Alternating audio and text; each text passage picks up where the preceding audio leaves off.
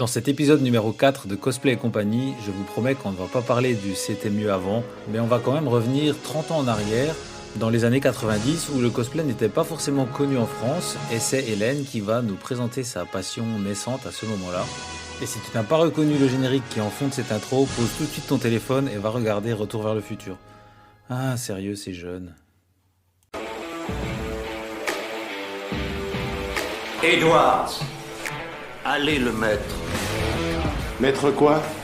Le dernier costume de votre vie. Pitié, c'est tout ce que j'ai. C'est vrai, je suis rien sans le costume.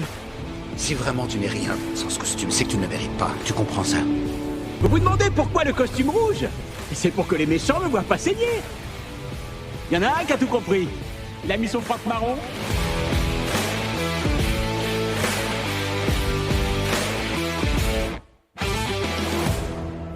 Alors c'est parti pour l'épisode numéro 4 de Cosplay et compagnie, donc ce deuxième épisode d'interview. Donc je suis super content de recevoir Hélène aujourd'hui. Hélène, bonjour. Bonjour. Merci d'être là. Alors je vais faire une petite intro vite fait. Tu as été la bêta-testeuse du podcast, donc je suis encore plus content que tu sois là. Tu as eu droit aux bandes annonces et aux tests, aux questionnaires. Voilà, tu m'as bien aidé. Je suis privilégiée. Voilà, c'est ça. Je sais pas si c'était vraiment un privilège, mais en tout cas, ça m'a bien aidé à valider tout ça. Voilà, on va parler de ton univers et puis on va traiter un sujet en ta compagnie qui est l'évolution du cosplay depuis quelques années. Et puis voilà. Le thème sous-jacent, c'est faire du cosplay quand on a de l'expérience. Il y a un mot qu'on doit bannir, hein. On ne doit pas dire quand on est vieux. Merde, je l'ai dit. Ouais, voilà. On n'est pas encore vieux, mais non, c'est ça. Aguerri. C'est ça. Et tu fais, je pense, du cosplay depuis plus d'années que ceux qui nous écoutent. Donc, il y a beaucoup de choses à en tirer. Peut-être même avant que certains soient nés. Oui, en fait. Alors ça fait mal. Ça fait mal un peu quand on le réalise. Mais bon. C'est la vie, comme on dit. Ouais, il faut ce qu'il faut. Voilà, c'est ça. On va sortir toutes les expressions voilà. À l'ancienne, ouais. Alors, du coup, tu peux nous parler de toi. Qui es-tu derrière le cosplay? Alors, donc, je m'appelle Hélène. Les blagues de vieux sur Hélène et les garçons sont interdites, je le dis tout de suite. Je suis née en 1980, ce qui vous permet de calculer mon âge. Donc, j'ai 42 ans. Ce qui fait pas de moi la plus vieille, mais une des plus vieilles en France, je pense. Voilà, alors qui je suis, et derrière ça, je suis fan de manga et d'anime depuis que je suis petite, parce que j'ai grandi avec le Club Dorothée, forcément. J'ai une passion pour Sailor Moon, pour les jeux vidéo aussi, qui sont... j'ai commencé à jouer très petite et sur le Commodore 64, et ensuite sur la NES, et j'ai fait toutes les consoles jusqu'à aujourd'hui. Donc on va dire que je suis née un peu dans la geekerie et ça me poursuit toute ma vie. Voilà, et ça c'est me lâche un joli pas. Palmarès, tout ça. Ouais. Voilà. Et alors aujourd'hui, je travaille dans la finance, ce qui est très bizarre, je sais, mais voilà, on peut faire des métiers très sérieux et continuer à faire du cosplay. On peut peut-être en parler plus tard d'ailleurs de ça. Oui. Voilà, et à part ça, qu'est-ce que je pourrais dire? J'habite à Strasbourg avec mon chéri et mon chat. Voilà. Ah, c'est bien. Tu mets le chéri en premier, pas comme Caro qui l'a mis en deuxième. J'ai entendu et noté. Ok, super. Merci pour cette présentation. Surtout l'évolution des consoles, j'aime bien. C'est un bon facteur pour voir. Pour se repérer. Ouais, c'est ça. Ok, alors du coup, au niveau de ton univers cosplay, si tu devais le définir en quelques mots, un petit résumé comme ça, tu dirais quoi? Alors, en gros, j'ai commencé beaucoup avec les mangas, les animés, etc. Et puis, mes goûts évoluant, j'ai fait de plus en plus de jeux vidéo. Et aujourd'hui, ça devient de plus en plus rare que je fasse quelque chose de vraiment japonais. Ce qui est un peu étonnant. Mais en général, j'aime les nanas qui font de la magie. En gros, ça va être le fil conducteur, je pense. Mm-hmm. Voilà. Et après, je suis une inconditionnelle de la couture. Du coup, depuis que je suis petite. Et vraiment, la couture, c'est mon truc. Le craft, beaucoup moins. Mais vraiment, je suis une grande fan de couture. Donc du coup, avant de faire du cosplay, tu faisais de la couture? Ouais, déjà un peu avant, j'ai appris avec ma grand-mère et ma tata. Ah, super. C'est des beaux héritages, ça. Carrément, ouais. Ok. Et alors, au niveau du partage de ton travail, je sais que tu es sur Instagram, évidemment. Est-ce que tu as d'autres canaux où tu montres ton travail? Alors, je me suis mise à TikTok avec le confinement, comme beaucoup de gens. Et en Ouais. général, je poste des vidéos de work in progress ou des petits backstage de shoot. Mais je ne fais pas des transitions, des trucs comme ça, parce que je suis beaucoup trop à la ramasse. Il faut suivre les tendances, c'est pas évident ça. Ah ouais, non, mais là, j'y arrive vraiment pas. Donc, c'est là que je vois aussi que je suis un peu larguée sur certains trucs. Mais ouais, du coup, Instagram, ça reste mon canal, entre guillemets, de prédilection, quoi. Ok. Et alors, tu as commencé le cosplay, donc tu nous as dit la couture, tu l'as commencé très tôt. Le cosplay, tu l'as commencé à quelle période de ta vie? Alors, j'ai commencé quand j'avais 19 ans, donc au siècle dernier, pour de vrai. Et c'est, comment vous dire, en fait, moi j'ai découvert le cosplay dans des magazines de jeux vidéo, Joypad pour le citer carrément, auquel j'étais Ouais. abonnée à l'époque. Je me Et il y souviens avait très toujours, bien. ouais, tu connais. Je l'avais aussi. À la fin du Joypad, il y avait toujours une petite partie qui s'appelait En direct du Japon. Et il y avait les photos du Comiket, donc le Comic Market, qui est une convention au Japon. Et il y avait des photos de cosplayers et quand j'ai vu ça, je me suis dit, oh, mais c'est génial, mais moi aussi je veux faire ça. Mais c'est resté un peu en tâche de fond parce que je voyais pas trop par quoi commencer, comment accrocher le truc. Et après, il se trouve que j'ai été animatrice du fan club de Sailor Moon des éditions Glénat. Avec des personnes qui étaient dans toute la France. Et dans ces personnes-là, il y avait des gens qui faisaient du cosplay. Donc, honnêtement... Donc, tu étais animatrice C'était comment? C'était par courrier? Ouais, c'est ça. En fait, les gens écrivaient des lettres à leur Sailor préféré. Et moi, j'incarnais Sailor Mercure. Et donc, du coup, je répondais comme si j'étais elle aux gens. Ah, c'est génial. Voilà. Et t'avais l'adresse à la fin des volumes du manga. Voilà. Excellent. Ça fait toujours drôle de parler de l'époque pré-internet, alors que, enfin, je l'ai connu aussi, mais on a l'impression qu'on parle d'autre chose, d'un autre monde, quoi. Bah du coup, ouais, à l'époque, toutes mes comment dire, on avait un grand réseau de correspondants papier avec qui on s'écrivait des courriers et on se copiait des VHS. Genre, il suffisait qu'il y en ait un qui a un correspondant japonais qui pouvait enregistrer la télé, les animés, et du coup après on se faisait des copies de VHS. Enfin, c'est tout un monde. Hein. C'est trop fort. Et ouais, du coup, parmi mes collègues du fan club de Sailor Moon, il y avait des gens qui faisaient du cosplay. Et à l'époque, sans mentir, s'il y avait 30 personnes qui faisaient du cosplay en France, c'est beaucoup. Et du coup, on faisait une réunion annuelle à l'époque à une convention qui s'appelait BD Expo, parce qu'il n'y avait pas encore de convention 100% manga. Et dans BD Expo, il y avait un petit corner manga, animé, tout ça. Et là-dedans, il y avait des cosplayers. Mais vraiment, on était une poignée, quoi. Et donc là, il y avait une rencontre IRL. Voilà. Parmi eux, ouais, ok. Ouais, et du coup, c'est comme ça que j'ai commencé en 99 à BD Expo. BD Expo Super. 99, à l'espace Champéret à Paris. Voilà. Et parmi ces personnes, tu as encore des contacts ou tu sais ce qu'ils sont devenus? Ouais, la plupart, ouais. Il y en a qui sont devenus vraiment des amis que j'ai toujours aujourd'hui, dont j'ai été témoin en mariage, ce genre de choses. Et voilà. Et du coup, c'est encore des personnes à qui je tiens beaucoup, et puis j'ai toujours des contacts, ouais. Trop fort. C'est chouette. Ouais. Et alors, du coup, avec toute cette... T'as vu un peu la naissance, je pense qu'on peut dire ça, t'as vu la naissance du cosplay. Est-ce que t'as... mais presque, enfin en France, disons, voilà. Oui, en France, oui, je voulais dire en France, ouais. Ouais. Est-ce que du coup t'as vu un peu une évolution, enfin, je sais pas si on peut dire en bien ou en mal, mais quel est ton regard sur l'évolution par rapport entre ces années 90 et maintenant?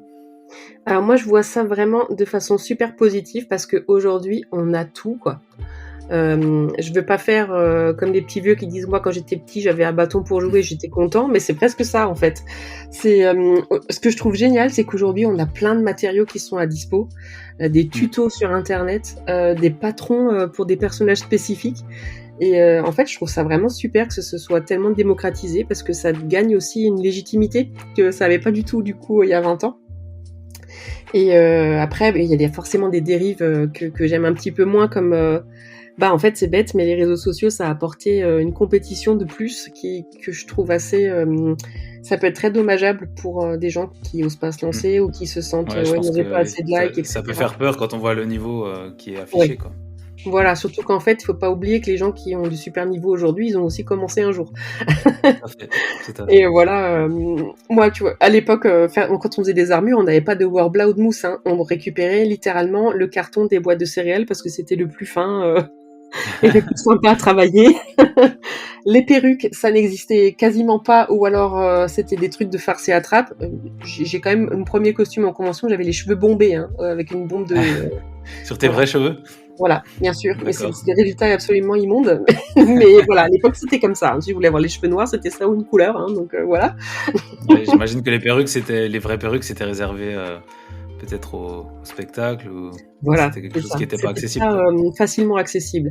Après, on pouvait avoir des petites adresses à Château d'Eau, à Paris, mais il fallait aller à Paris pour se choper des perruques correctes, à des prix qui soient pas monstrueux, mais il n'y avait Mm. pas une gamme de couleurs et de coupes comme aujourd'hui, quoi. Hein.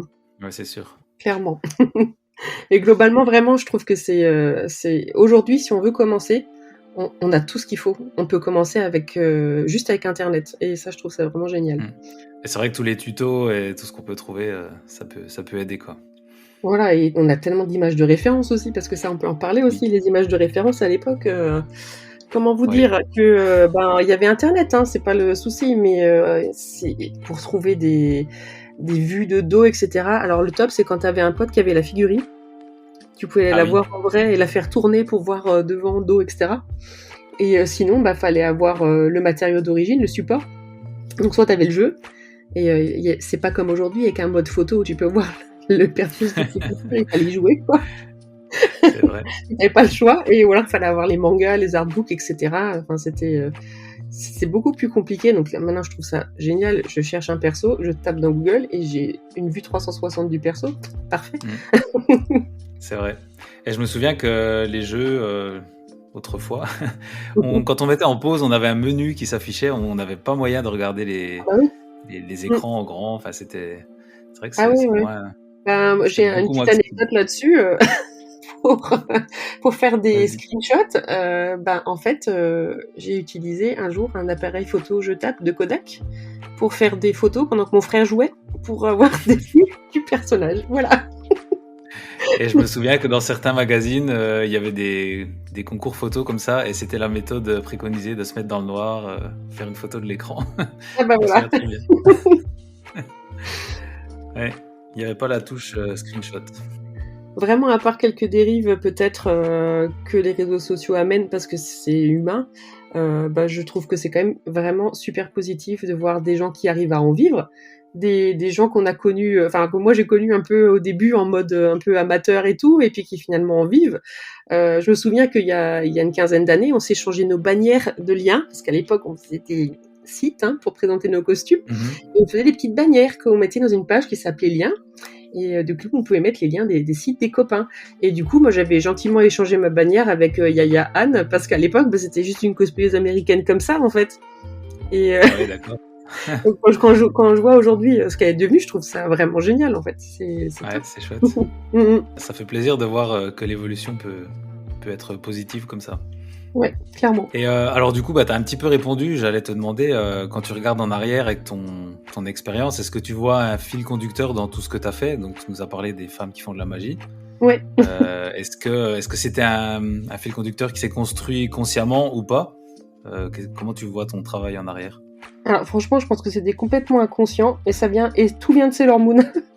Parce que, Ah oui. pour remettre un peu dans le contexte, même si tout le monde connaît Sailor Moon, c'est la première série où des filles sont des héroïnes et où c'est les filles qui tapent les méchants. Et du coup, pour moi, c'était une révolution quand j'ai découvert ça. C'était un truc de fou. Et évidemment, dans mes envies de costume, il y a rapidement eu ça. Et je suis toujours restée un peu sur des nanas qui savent se défendre. Et du coup, je remarque avec le recul que c'est devenu vraiment un fil conducteur, mais c'était pas voulu au départ. C'est l'influence de Sailor Ouais, Moon, après, on va dire. c'est vrai que dans une passion, on a rarement une stratégie qu'on construit sur plusieurs années. Non. Mais du coup, c'est intéressant de voir en arrière comme ça le fil conducteur qui s'est créé, quoi. Ouais. Et alors dans la création de de ton cosplay, est-ce qu'il y a une étape, je pense savoir ce que tu vas répondre, est-ce qu'il y a une étape où tu trouves plus de plaisir au niveau, alors ça peut être la conception, la fabrication, la couture, etc.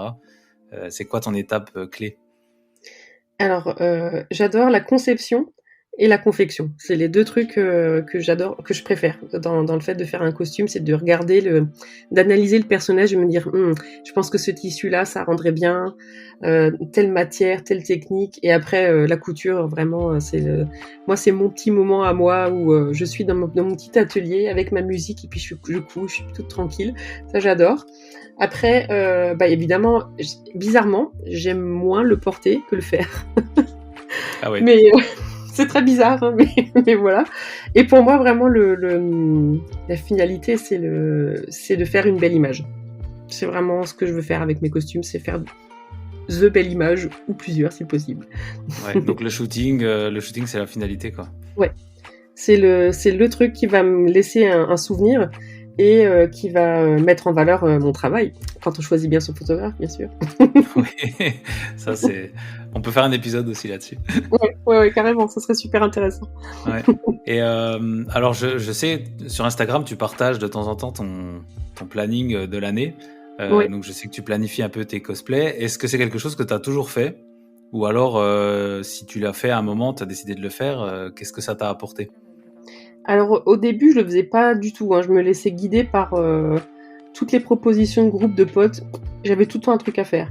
Et après, j'ai fait une pause à un moment donné. Entre 2009 et 2015, j'ai fait une pause de 6 ans. Donc, j'ai raté tout le début de Facebook avec les gens qui faisaient du cosplay sur Facebook, mais voilà. J'avais besoin de faire une petite coupure. Le milieu était pas forcément hyper sympa pour moi à l'époque. Et du coup, j'avais besoin de faire autre chose. Et quand j'ai recommencé, j'ai repris vraiment cette habitude de planifier parce que, en fait, c'est un vrai problème, hein. J'adore les tableaux, j'adore les carnets, j'adore me faire des to-do list à cocher. Et j'aime bien budgétiser aussi. Ça, c'est une déformation. Voilà, tu réponds à la question d'après, c'est génial. Ah voilà. Et donc du coup, ouais, j'ai besoin de voir sur l'année qu'est-ce qui va m'attendre et qu'est-ce qu'il faut que je garde comme sous pour faire les projets que j'ai envie. Voilà. D'accord. Tout ça dans une belle to-do list bien Ouais. organisée. Alors voilà, j'utilise Cosplanner, hein, comme beaucoup de monde, où j'ai mes petits pourcentages d'avancement. J'ai un carnet aussi, où j'ai un carnet de couture, où je mets mes projets avec les étapes du costume, tout ce qu'il y a à faire, ce qu'il y a à acheter, le budget. Et quand c'est fait, je coche mes petites cases. Enfin, c'est terrible, hein. Je pense que c'est pathologique, hein. Après, si ça correspond à ton caractère et comment tu avances, c'est parfait. Ouais, et dans le même ordre d'idée, je ne rush jamais. Je supporte pas. Je peux pas. J'ai beaucoup rushé au début, hein, les nuits de couture pour aller à la convention le lendemain, j'ai fait. Et en fait, je trouve que c'est beaucoup trop de stress. Ça me mange l'énergie. Enfin, après, on passe finalement un week-end de convention bof, quoi.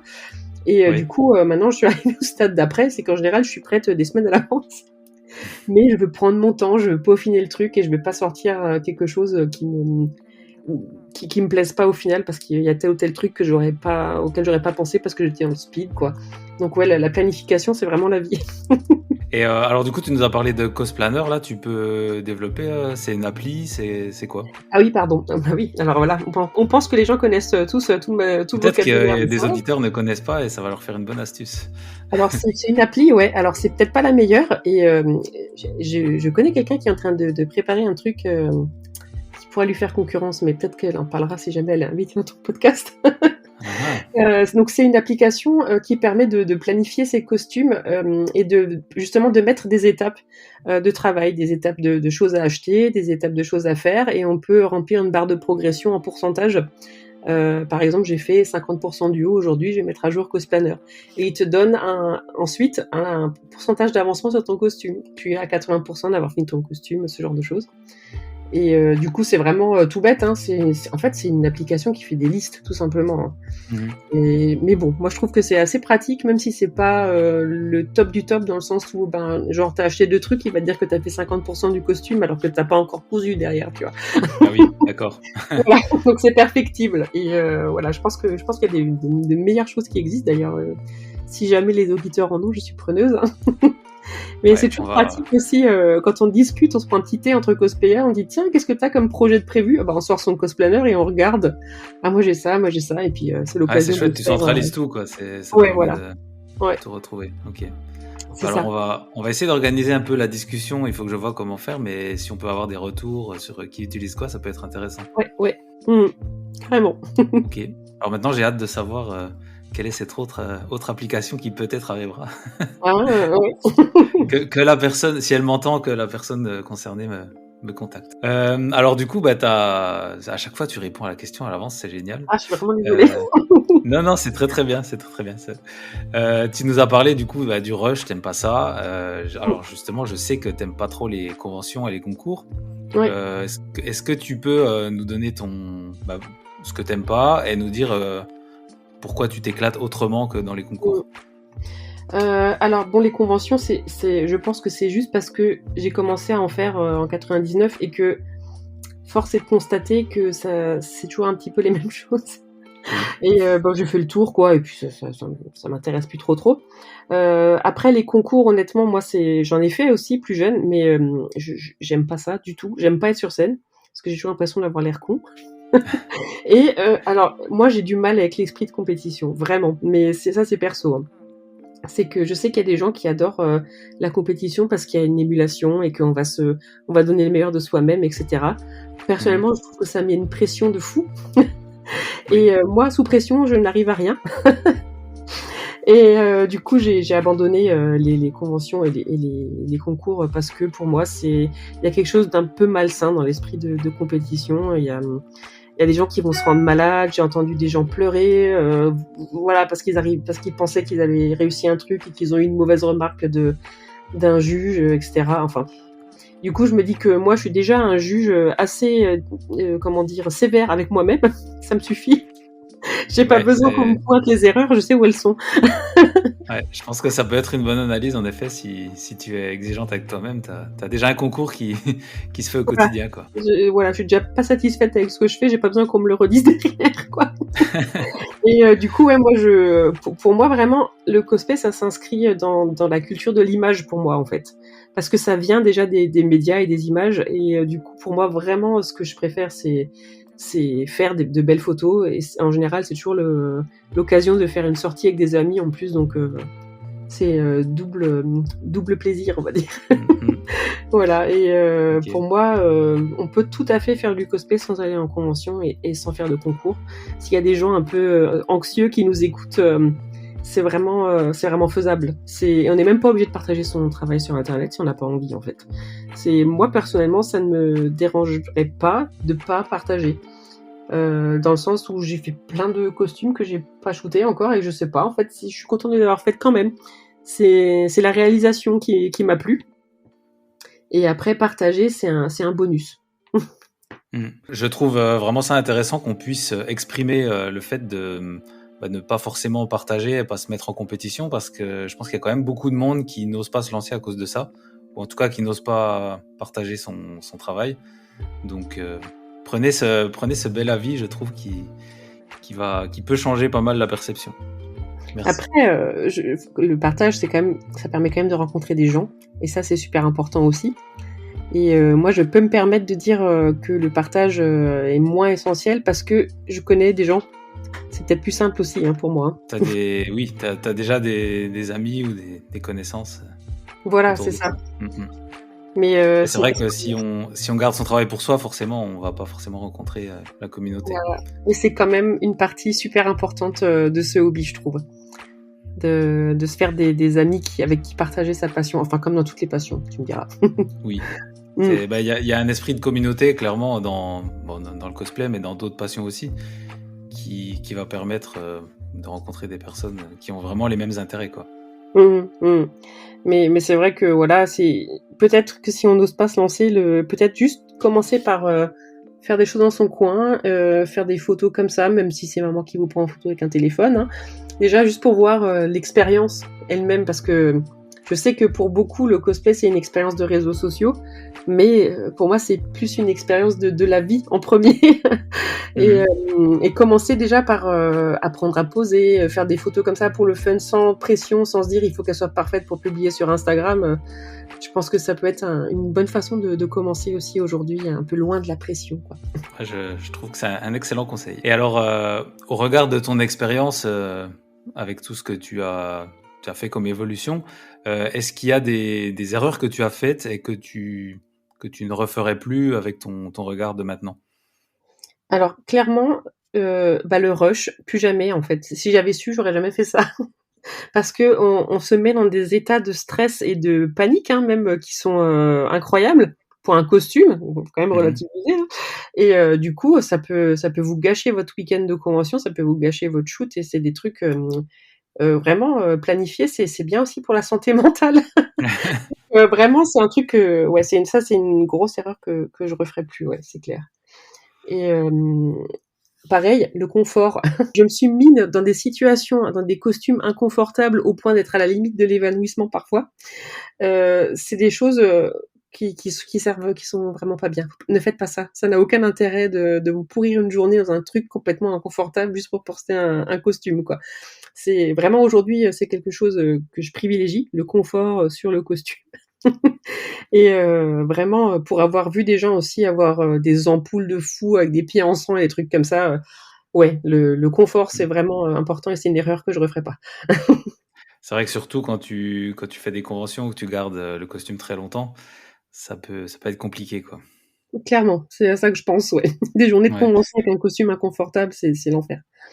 En tout cas, moi, de mon point de vue photographe, quand j'ai commencé les photos cosplay, j'avais pas toutes les problématiques en tête et c'est vrai que j'ai découvert les perruques qui tiennent chaud, les casques qui font mal. Et c'est un peu surprenant au début. On se dit, mais pourquoi ça va pas? Qu'est-ce qui se passe? Et finalement, on se rend compte qu'un casque, ça peut peser plusieurs kilos. Si on n'y pense pas au moment de la conception du costume, ça peut gâcher l'expérience, comme tu dis. C'est ça. Et du coup, ça se rejoint un peu. Souvent, quand on fait les choses dans le rush, on va pas penser à ce genre de choses parce qu'on veut un Oui, c'est résultat, ça. Ouais. quoi. Ouais. Maintenant que tu as de l'expérience, donc on va dire tu n'as plus 20 ans, c'est Mmh. la phrase qui va bien. Est-ce qu'il y a des choses que tu ne ferais plus en cosplay d'un point de vue choix ou personnage que tu n'incarnerais plus? Alors, j'ai quand même fait des idoles de 14 ans alors que j'avais 35 ans, hein, donc je pense qu'au niveau des personnages, c'est plus mes goûts qui ont évolué que des persos où je me dis: «Ah, je suis trop vieille pour faire ça». Même si honnêtement, je me dis souvent: «Tu es trop vieille pour faire ça», mais je le fais quand même. La Donc passion prend le dessus. ouais, clairement. Après, ouais, le choix des persos, ça a évolué plus en fonction de mes goûts que de me dire, «Je suis trop vieille pour ça». Mais par contre, il y a des trucs, ouais, c'est ce qu'on disait avant. Moi, le confort, c'est devenu un critère de choix, vraiment. Dans le sens où je vais plus mettre des talons de 12 centimètres, des trucs comme ça et risquer de me péter la cheville. Ouais. Parce que voilà, justement, j'ai plus 20 ans, quoi. C'est plus des limites physiques comme ça où je vais me dire, non, là, c'est vraiment trop inconfortable, je vais mettre ma santé en danger. Et aussi des circonstances. Par exemple, cet été, il y a eu un shoot de prévu auquel je n'ai pas pu aller. Enfin, j'ai renoncé à aller, auquel tu as participé aussi d'ailleurs, parce que Oui, j'étais là. parce qu'il y avait une rando à faire pour accéder au lieu et qu'il faisait 35 degrés. Il Et faisait que très chaud, effectivement. voilà. Ouais, peut-être même plus que 35. Oui, je pense, ouais. Ouais, ouais. Et je savais que si je faisais l'ascension, je serais plus bonne à rien une fois arrivée en haut, si j'arrivais en haut. Donc du coup là, il faut que je me mette des limites qui sont. Bon, après il y a des gens de mon âge qui sont très sportifs, hein, mais c'est parce que c'est un combo santé âge, on va dire. Pas non plus une personne âgée, quoi. Oui, bien sûr. Voilà. Mais, du coup, dans tout ça, il y a apprendre à s'écouter, quoi. Ouais. Mm. Et d'ailleurs, puisque tu parles de ça, il y a aussi apprendre à des fois à renoncer à des projets parce que parce qu'en fait, pourquoi est-ce qu'on se foutrait la pression au bout d'un moment pour un projet auquel on ne tient pas forcément tant que ça, alors qu'on a d'autres trucs qui nous motivent plus. Et parfois renoncer, c'est bien aussi. Oui. Ça peut faire du Alors, bien.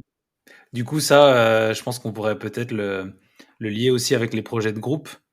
Je pense que je pense que c'est un peu ça que tu voulais dire. Les projets où tu tiens un peu moins, c'est peut-être des choses dans lesquelles tu t'es engagé avec des gens. Savoir dire non, je pense que c'est aussi quelque chose qu'on apprend avec l'expérience. Enfin, en tout cas, Ouais, dans mon cas, je sais ouais. pas si c'est pareil pour toi. Tout à fait, ouais. Il y a des choses, des fois, c'est des gens qu'on adore qui nous proposent des projets qui ont l'air super. Et en fait, au début, on est hypé, et après, on se rend compte que on a d'autres trucs qui nous intéressent plus. Alors, des fois, il vaut mieux tout de suite dire, écoute, finalement, j'ai plus très envie, je passe mon tour, plutôt que de se forcer à faire le truc, dépenser des sous, dépenser du temps et de l'énergie, et puis au final, pas être ravi, et puis pas non plus faire plaisir aux gens qui nous l'ont proposé de base, quoi. Et Mhm. ouais, apprendre à dire non, c'est un chemin de vie, je crois.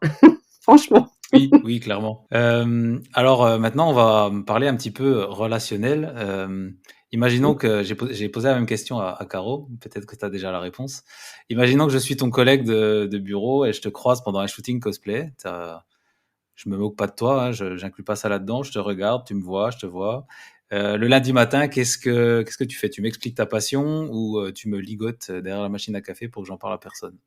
Alors clairement, je vais lui expliquer ma passion, et en fait, je suis quelqu'un qui de toute façon parle tout le temps de ses passions, même au boulot. Même quand on fait des boulots, entre guillemets «sérieux», tout le monde sait que je fais de la couture, hein, déjà de base. Donc je Ouais, pense qu'il serait peut-être pas tellement étonné que ça de me voir dans un costume, d'accord. pour commencer. Et puis après, clairement, oui, moi j'expliquerai ma passion. Après, pour tout te dire, pour, le dernier entretien d'embauche que j'ai passé, j'ai parlé de ça aussi, mais j'ai pas parlé du cosplay. J'ai parlé du fait que je faisais de la couture, notamment de costumes historiques, entre autres. Parce que j'ai toujours un peu ce stigma de l'époque des années 90 où, on était clairement, on était pris un peu pour des débiles, hein, faut dire ce qui est. Il y a eu Mhm. plein d'articles, dans des journaux mainstream qui disaient oui, voilà, c'est fondu du Japon qui se déguise, enfin, voilà, genre de choses. Ouais, je vois bien. Voilà. Et j'ai même eu en 2000, je sais plus quoi, peut-être un ou deux, j'ai été interviewée dans Trax à l'époque de Arte Ah ouais? en costume. Oui. Et après, on avait eu une vague, ça n'a rien à voir avec Twitter aujourd'hui, hein, mais sur les forums, pour les vieux, on avait eu des vagues de «Oh, regardez, c'est naze en costume». Voilà, c'était pas grand-chose, mais à l'époque, ça m'avait un peu marqué. Alors, je me dis aujourd'hui, les Ouais, gens qui sont j'imagine, ouais. seulement, c'est 1000 fois pire, quoi.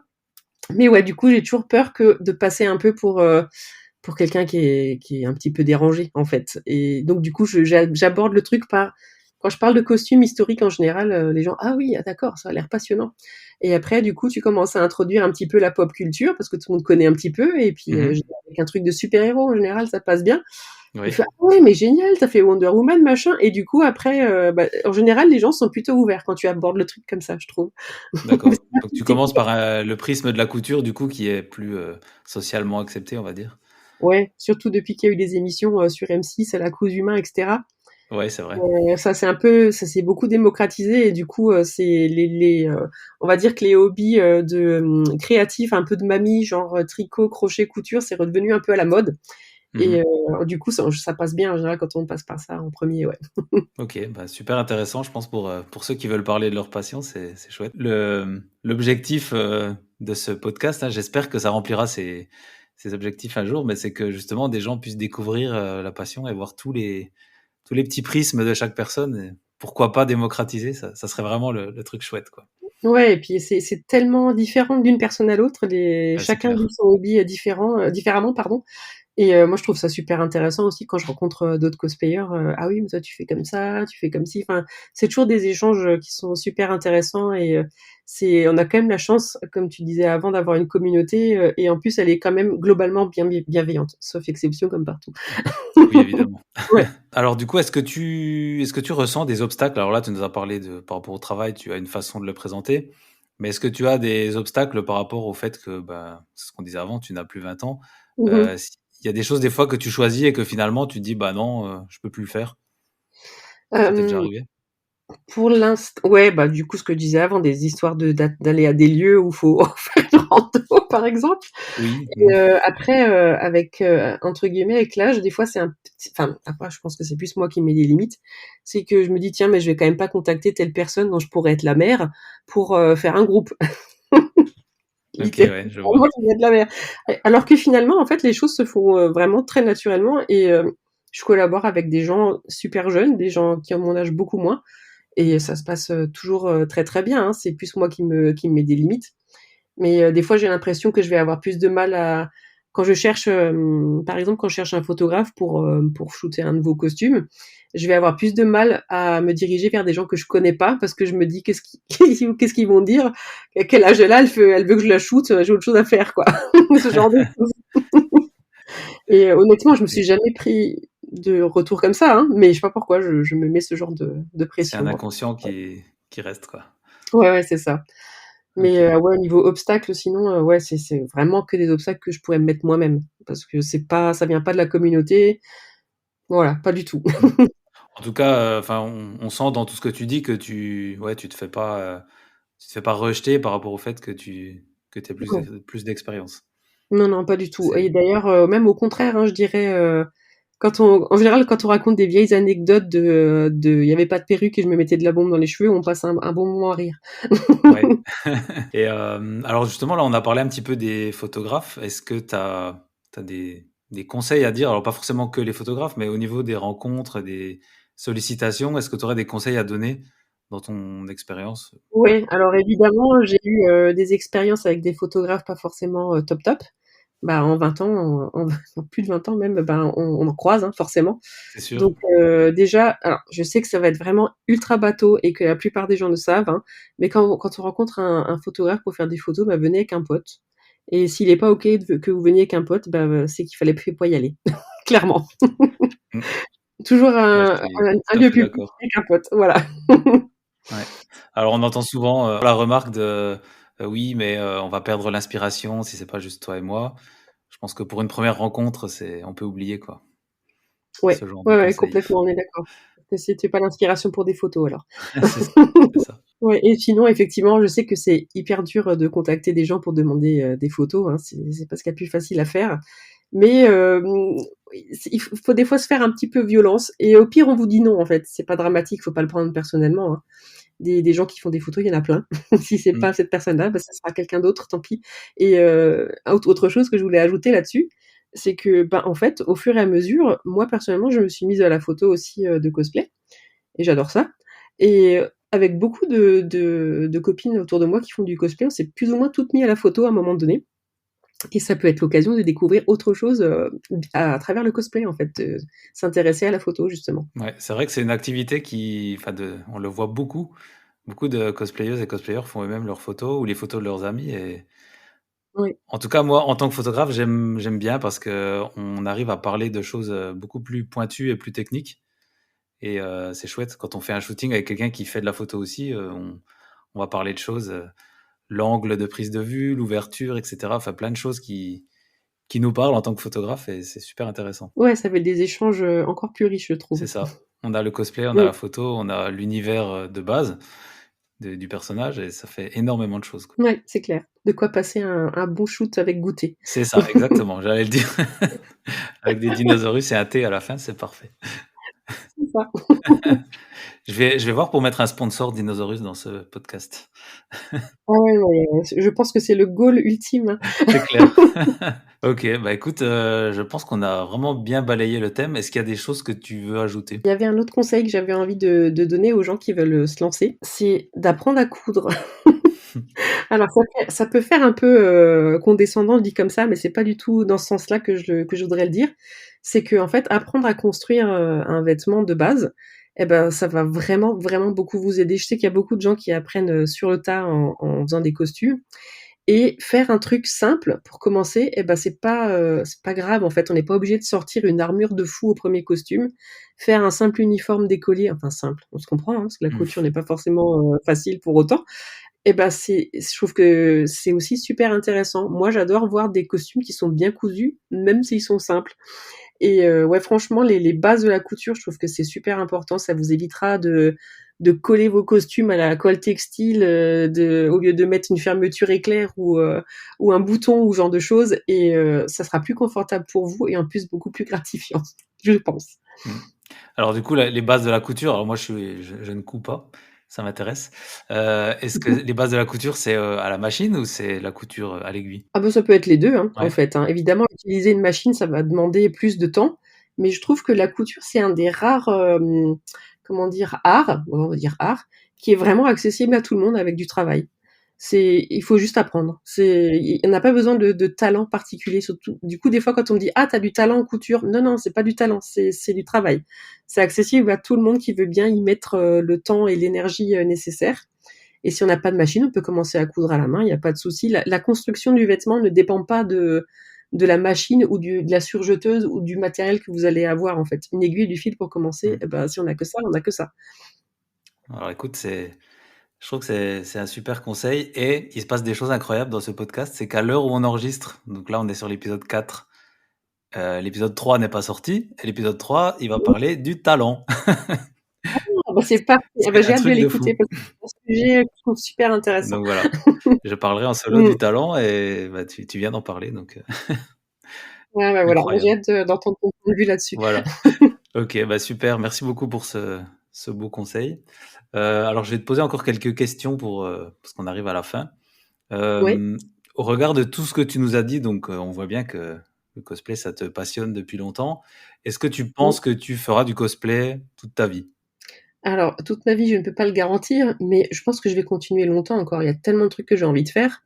Et honnêtement, pour voir des fois de temps en temps des cosplayers vraiment seniors, genre qui ont la soixantaine et tout, ça me donne beaucoup d'espoir. Je me dis qu'à cet âge-là, il y a de fortes chances que j'en fasse encore aussi. Je trouve ça chouette aussi de voir des générations qui travaillent ensemble comme ça. C'est plutôt rare et ça fait toujours plaisir à voir. Ouais, moi je trouve toujours ça très touchant de voir des gens qui continuent d'être un peu des enfants dans leur tête. Clairement. Peu importe l'âge. Et puis alors, je trouve qu'il y a quand même beaucoup de personnages dans les fictions aussi qui sont pas jeunes. Si on prend Star Wars, si on prend Le Seigneur des Anneaux, je sais pas, il y a quand même de quoi faire, quoi. Ah bah clairement, il y a de quoi remplir un agenda cosplay pour la décennie à venir. Moi, j'ai hâte d'avoir une barbe blanche pour faire Obi-Wan Kenobi. Et je crois qu'on va entendu parler d'un projet de Gandalf aussi un jour. Ah ouais, il paraît, ouais. J'attends la personne qui doit me faire le bâton et ça sera la base. Ah yes. Merci de m'avoir rappelé ce bon souvenir. Et alors, la dernière question de la fin, mais tu y as déjà un petit peu répondu. Sans réseaux sociaux, sans convention, sans blog, sans rien, sans book, juste pour toi, est-ce que tu continues à faire du cosplay ? Donc, tu m'as déjà dit un peu oui. Oui, complètement. C'est même sans moyen de partager. Je vais prendre un exemple tout con, hein, mais je me suis fait ma robe d'Arwen parce qu'elle m'a fait rêver il y a 20 ans quand la trilogie est sortie, quand je pense qu'elle est sortie il y a 20 ans, mon Dieu. Ouais, j'allais dire, ça fait pas 20 ans. Si. Et du coup, quand j'ai vu cette robe à l'époque, je me dis ah mais je voudrais tellement la voir. Et ben en fait, je l'ai faite et c'était trop mon kiff d'avoir ma robe d'Arwen à moi. Peu importe si je fais des photos avec ou si je la porte ou juste de l'avoir faite et qu'elle soit à moi, c'était déjà incroyable. Donc ouais, je suis pas obligée de le partager pour l'apprécier. C'est vraiment du fangirlisme pur, quoi. Le c'est moi qui l'ai fait, c'est chouette. Ouais, voilà. Et puis je l'ai, ça y est, cette robe qui me faisait rêver, je l'ai et j'ai été capable de la faire, quoi. Ouais. Moi j'aime bien ce genre de petit boost qu'on peut se mettre à notre confiance en soi en disant voilà, ça, j'ai réussi à faire ça. Ouais. Alors, ça me fait penser à une question que je t'ai pas posée, que j'ai un peu zappée. Là, tu parles du costume que tu as. Comment tu stockes, quelle place ça prend chez toi le cosplay ? Alors, j'ai la chance j'ai une pièce à moi en fait, c'est le luxe total, hein. J'ai mon atelier dans lequel on est en train d'enregistrer d'ailleurs là, et du coup je peux m'étaler et ça c'est fantastique. Du coup tout est contenu dans une pièce, ça c'est plutôt chouette. Et après mes costumes ils sont alors attention, truc de ménagère, j'utilise les sacs à vêtements où on aspire l'air là comme ça, ça prend moins de place. Ouais. Voilà, pour ranger les couettes de lit. Voilà, exactement, ce genre de truc, ouais. Et du coup, ils sont dans mon atelier. Après, je finis par en vendre de temps en temps, mais c'est vraiment parce que j'ai besoin de place. Au bout d'un moment, il faut qu'ils aillent vers de nouveaux horizons. Et comme j'ai pas envie de les jeter, en général, je les vends pour un prix. Voilà, c'est pour faire de la place pour en faire d'autres. Et c'est pas trop dur de vendre un costume que tu as fait toi-même ? Bah si, un peu quand même, hein. Déjà, en général, je refais plein de trucs parce que je veux que ce soit impeccable et que la personne se dise pas j'ai acheté un truc fait main et c'est pas top, quoi. Et après, quand je ferme le colis, j'ai un petit pincement quand même. Je me dis bon, voilà, hein, on a eu nos moments ensemble. Quitte le nid. C'est comme Wilson dans Seul au monde. Ouais, c'est ça. C'est l'image qui me vient. Ouais, il y a un peu de ça, quoi. Ouais. Après, je m'étonne, après, j'ai peur que les gens nous prennent pour des gens qui ont des problèmes, tu vois. Mais je pense qu'on a tous des attachements à certains objets, certaines choses. Enfin, en tout cas, moi, je comprends tout à fait. Ouais, je pense aussi. Je pense qu'on est un peu tous comme ça. On est tous bizarres, de toute façon. C'est ça, on est le bizarre des autres. Ouais, c'est ce que disait Caro dans l'épisode. Ça, ok. Bah écoute, c'était vraiment super intéressant. Je te remercie pour ce partage d'expérience. Merci à toi pour l'invitation, hein, c'était vraiment chouette. Et puis, bah, j'espère que vous aurez appris plein de choses en écoutant ce podcast. Si jamais vous avez des questions supplémentaires, des choses que vous voulez développer, n'hésitez pas à me le dire. Et aussi à contacter Hélène, allez voir son travail. Et puis voilà, longue vie au podcast et à très très bientôt. Ouais, longue vie à Cosplay et compagnie. Merci beaucoup. Merci à toi. Allez, pour terminer, on n'oublie pas, pendant le craft, pendant la couture et sur le chemin des shootings, écoutez Cosplay et compagnie, on a plein de choses à se dire. À bientôt!